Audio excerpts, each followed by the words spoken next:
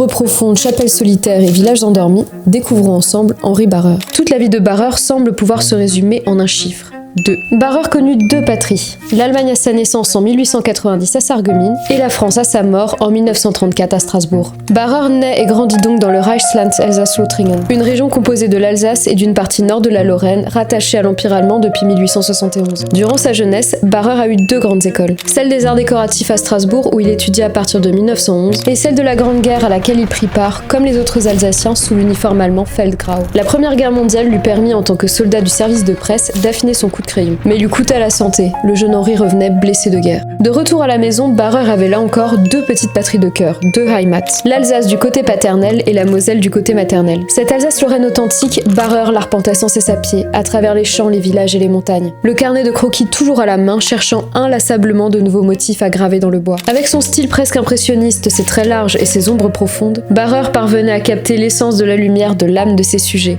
Enfin, Barreur avait deux confessions, catholique par sa mère et protestante par son père. Mais trop catholique pour les protestants et trop protestant pour les catholiques, Barreur était avant tout un amoureux de la croix et du Christ. Cet amour transparaît dans toute son œuvre. Pour lui, Dieu était partout. Sous les traits d'une vieille maison, d'un grand rocher, d'une petite fontaine, d'un humble calvaire, d'un homme fatigué ou d'une femme rêveuse. Mais ses blessures de guerre, jamais vraiment guéries, emportèrent prématurément ce grand artiste à l'âge de 43 ans. Barreur laissa derrière lui des centaines de gravures à la fois sombres et lumineuses, mélancoliques et heureuses d'un petit pays authentique et profond, dont chaque trait semble nous appeler à cultiver une vie plus simple, mais plus belle.